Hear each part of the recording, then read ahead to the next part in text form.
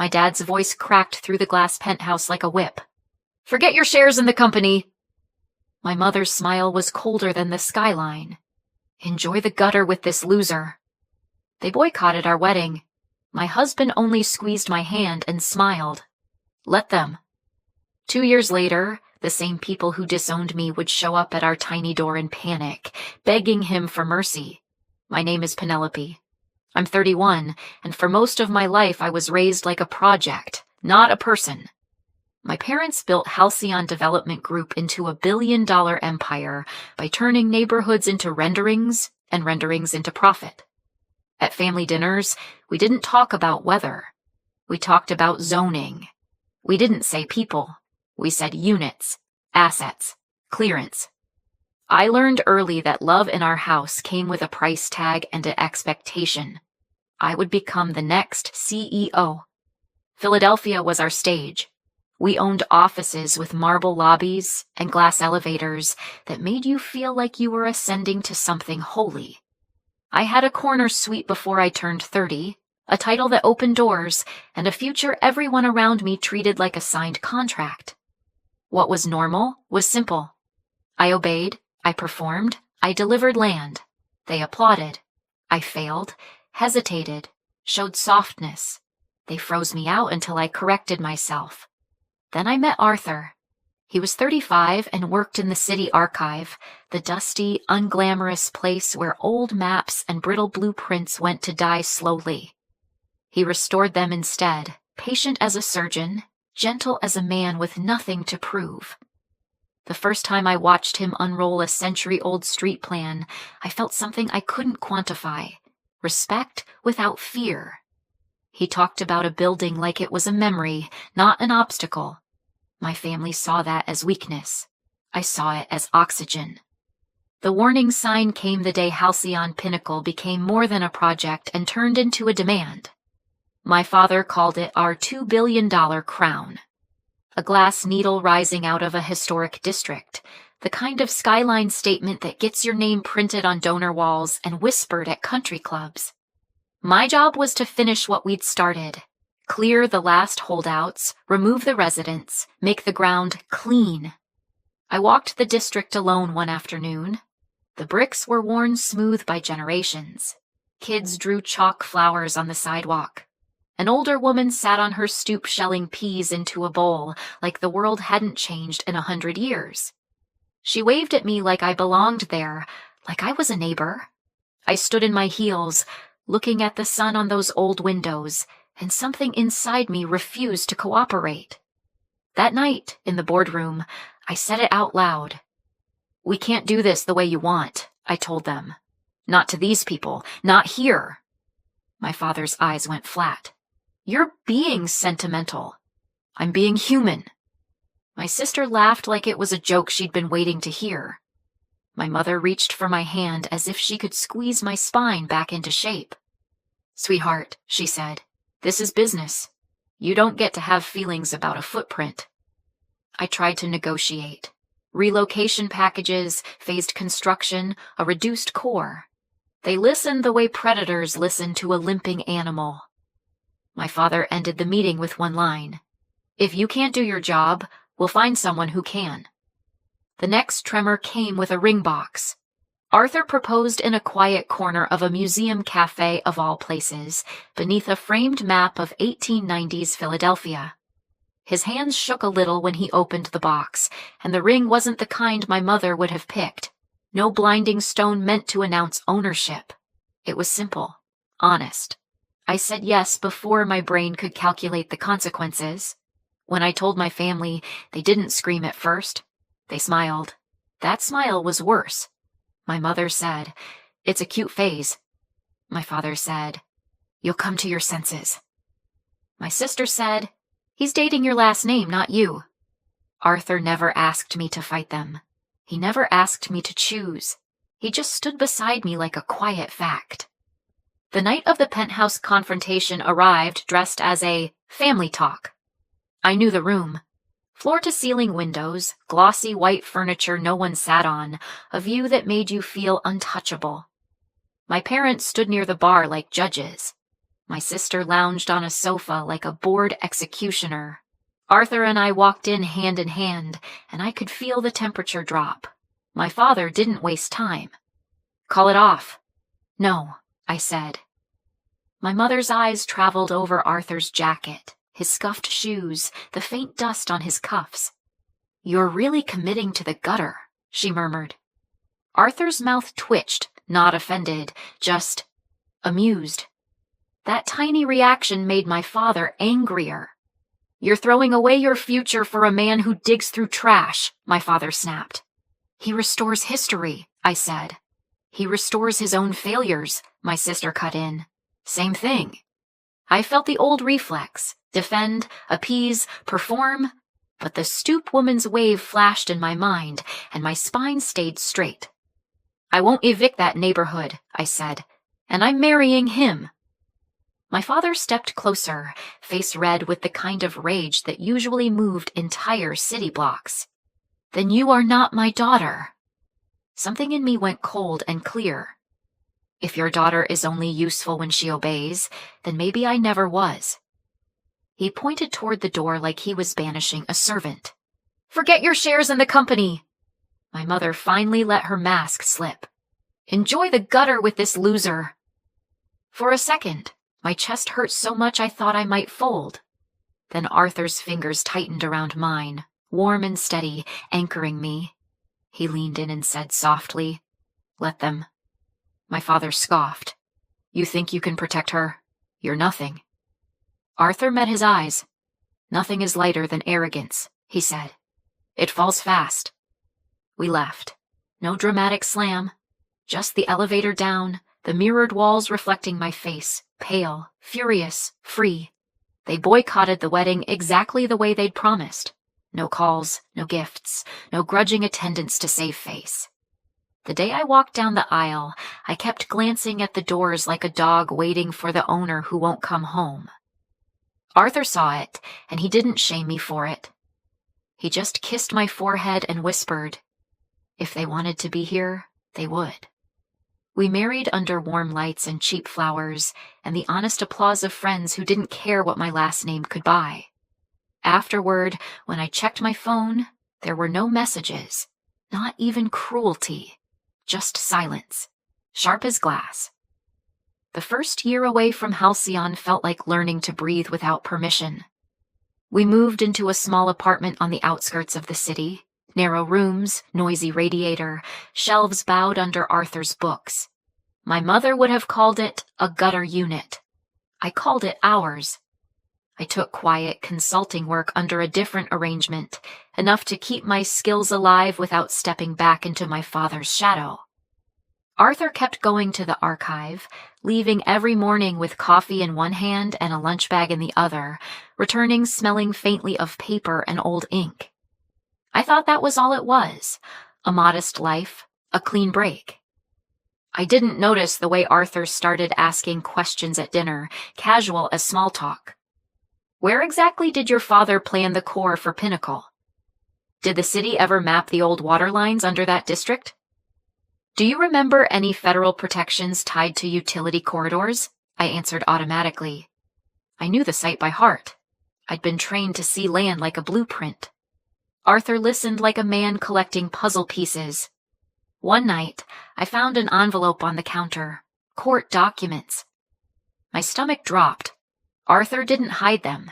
He didn't flinch. He just said, "I need you to trust me." "What did you do?" I asked, my voice too tight.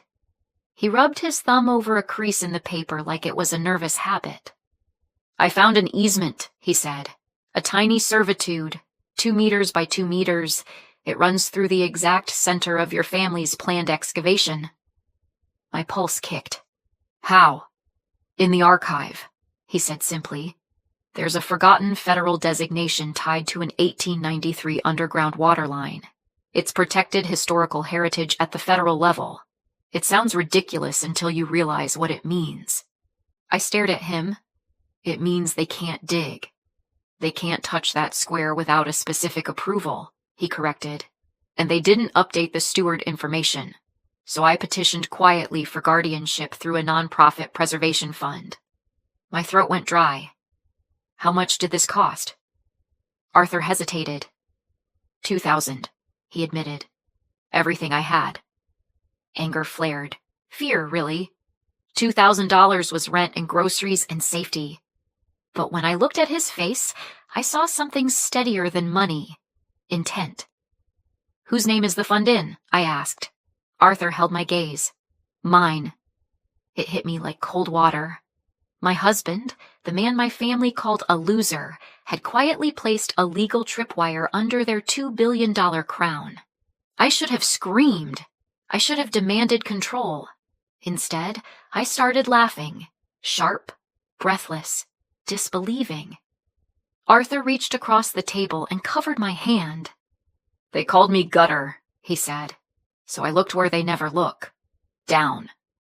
2 years after the penthouse, Halcyon Pinnacle finally moved from threats to machinery. The loans went public. $1.5 billion stitched together from banks hungry for interest and a family hungry for a monument. The historic district began to disappear behind fences and dust. My father gave interviews with that familiar smile, the one that said the future belonged to him. Then the excavator hit Arthur Square. The city's Department of Building and Safety issued an emergency stop work order. Licenses pulled, site frozen. Every day of delay bleeding $3 million in interest.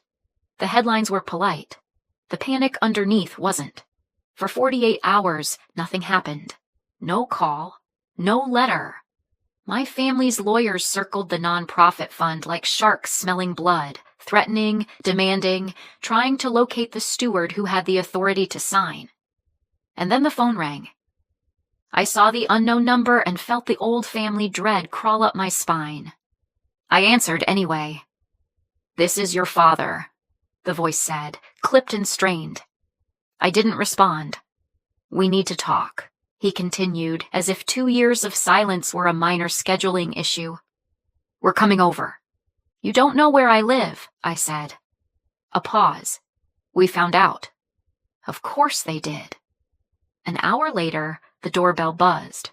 When I opened the door, my mother stood in our narrow hallway with wet eyes and perfect hair, like grief had found her but vanity still won. My father's suit looked too tight, his jaw clenched so hard it pulsed. My sister hovered behind them, arms crossed, trying to look disgusted instead of terrified. They stepped into our apartment and stopped, taking in the books stacked like fortifications, the small kitchen table scarred by use, the radiator hissing like an unimpressed witness.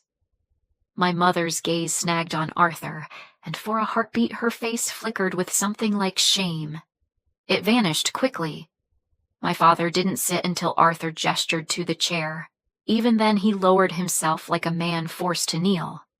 "We can pay," my father said immediately. "Name a number." Arthur didn't move. "That's not how this works." My sister scoffed, too loud. "It's a 2-meter square. You're going to destroy an empire over a postage stamp." Arthur's voice stayed calm. "It's not a stamp. It's protected federal heritage." My mother turned to me, hands trembling. "Penelope, please, please, we're family." The word landed like a cheap prop. Family. The same family that had cut me off with 2 sentences and a sneer. My father leaned forward, eyes bright with calculation and fear. 10 million, he said. "Wire today." Arthur's expression didn't change. 50, my father snapped, raising the number as if money could drown law. 50 million. Take it. My mother's voice broke. "We didn't mean what we said. We were upset. You know how things get." Arthur finally spoke, soft and lethal. "You meant it. You just didn't think the gutter could hear you." My sister's face reddened. "This is extortion." Arthur's gaze flicked to her. "No," he said. "This is consequence." My father's composure splintered. "If this doesn't restart in a week, the bank takes everything," he hissed, like it was our fault the rules existed. "Do you understand that?" I looked at him and felt something inside me settle, heavy and sure. "Yes," I said. "I understand. That's why you're here." My mother reached for my hand. I didn't pull away, but I didn't squeeze back either. I let her feel the distance she'd built. "What do you want?" my father demanded. Arthur answered before I could. "An apology won't hold up in court," he said. "So let's talk terms." My father bristled. "Terms?" Arthur's voice stayed even. "You want my signature. You don't get it for money. You get it for change." Silence swelled in the small room. Even the radiator seemed to pause. I stepped forward, my palms resting on the back of a chair like it was a podium. My voice came out steady, which surprised me. "You will get the approval to relocate the servitude," I said, "but only if 3 things happen." My sister opened her mouth, already preparing a sneer, but nothing came out. "First," I continued, "the tower loses our family name. No halcyon pinnacle, no tribute, no monument. You don't get to brand the sky with your ego." My father's face twisted. "That's business," I cut in. "Branding is business. You taught me that." His jaw clenched. "Second," I said, 30% of that building becomes subsidized housing for the residents you displaced from that district. Real units, long-term affordability, not a one-time donation to buy headlines." My father's eyes flashed. 30% will kill our margins." I met his stare. "Eviction killed their stability," I said. "Try living with that." My mother made a small sound, half sob, half gasp. "And third," I finished, "you and Mom resign from the board, immediately." The air turned sharp. My father stood up so fast the chair scraped. "Absolutely not." Arthur didn't flinch. "Then nothing moves," he said quietly, "and the bank takes your empire." My father's nostrils flared. He looked at me like he used to when I was a teenager, and he could still scare obedience into my bones. It didn't work anymore. "You're humiliating us," he whispered, voice shaking with rage and desperation. I tilted my head. "You humiliated me first," I said. "In your penthouse, in front of him, in front of your own daughter's life." My mother's tears fell freely now. "Penelope, please, don't do this." "I'm not doing this to hurt you," I said, and the honesty of it stung. "I'm doing this because the way you live hurts everyone else." My sister's voice cracked, not quite anger, not quite fear. "You can't take our company." "I'm not taking it," I said softly. "I'm taking your hands off the steering wheel." For a long moment, my father stood there breathing hard, trapped between pride and physics. He could scream, threaten, try to crush us, except the law didn't care about his voice. The law cared about signatures, dates, easements, forgotten lines in forgotten archives. Arthur had built our defense out of their blind spot. Finally, my father's shoulders sagged a fraction. The mighty man who once banished me with a finger looked suddenly older. "Fine," he said, the word tasting like ash. "We'll do it." My mother covered her mouth, sobbing. My sister looked away like she couldn't stand to watch. Arthur nodded once. No victory speech, no gloating, just the calm of a man who'd spent 2 years preparing for a moment everyone else thought could never happen. They left our apartment quieter than they arrived, their expensive shoes stepping carefully around stacks of books like they were finally aware they could trip. When the door clicked shut, I leaned against it, shaking. Not from fear this time. From the release of something I'd carried since childhood, the belief that my parents were untouchable. Arthur came to me and pressed his forehead to mine. "You okay?" he asked. I laughed, a broken sound that turned into a breath. "You spent $2,000, I whispered. Arthur's mouth curved. Best money I ever spent. A week later, the papers were signed. The servitude was relocated legally, the tower renamed, the housing requirement locked in, and the resignations filed. Halcyon survived. The bank didn't devour them. The skyline still got its needle, but my parents lost what they'd valued most: control. They could keep the empire, but they couldn't sit at the top pretending it was built by destiny instead of damage. And me? I didn't get my shares back. I didn't get an apology that healed anything. I got something better, something I didn't know I needed until it was mine. Proof. Proof that power isn't just money or marble or a last name that opens doors. Power is knowing how the system is built, where the forgotten lines run, where the rules hide, where history refuses to be erased, and having the courage to use that knowledge when the people who raised you try to break you. My mother once told me to enjoy the gutter. She meant it as a curse, but the gutter is where the city's truth flows, and if you learn to read it, you can flood an empire.